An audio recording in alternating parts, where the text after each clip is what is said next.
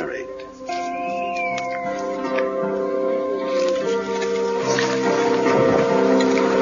In his father's footsteps, Jose Luis quickly learns the art of gathering buttons,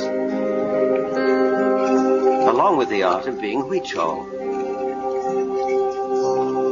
My son is learning the songs and legends of our people. We are not going to live forever. As soon as one grows older, one dies. But your path continues through your children. That is how we live on. And that is why I bring him as a child, to learn from the land.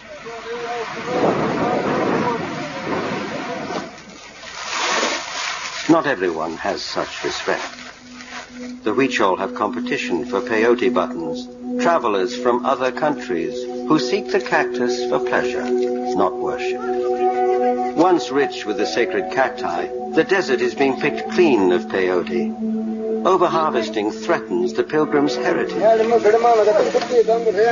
The desert has shared its bounty. It's time to give thanks.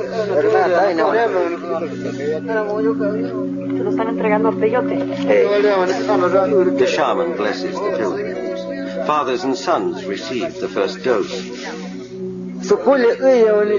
As their parents did, adults share the peyote with their children.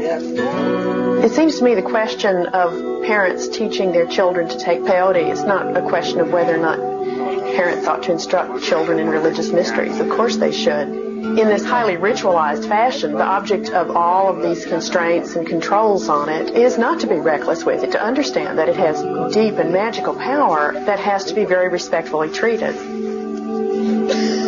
The buttons taste harsh and bitter.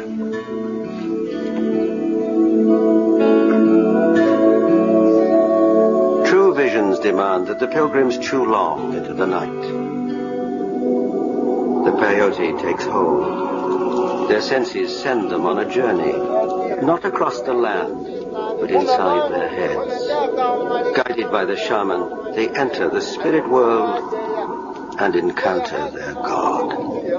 A God is by definition transcendental, unseeable, unknowable, ineffable.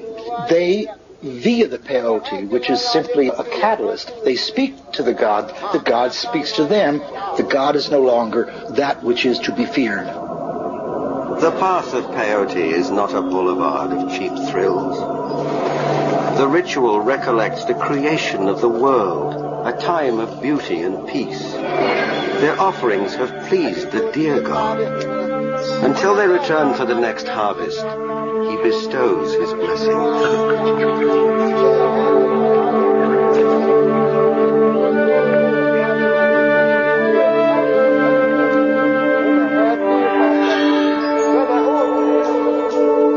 While some cultures find them valuable, many nations suppress peyote, ecstasy, and kindred drugs. To societies steeped in rationalism, drugs that transport more than treat seem a threat. Consciousness is about the most important human possession there is.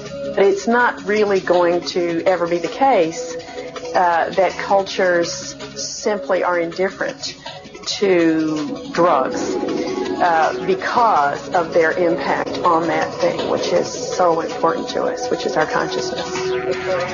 Drugs that alter consciousness can damage us, a strong incentive to contain and control those experiences. But some say cultures that choose prohibition may deny themselves potential benefits. We always lose whenever we impose taboos and restrictions.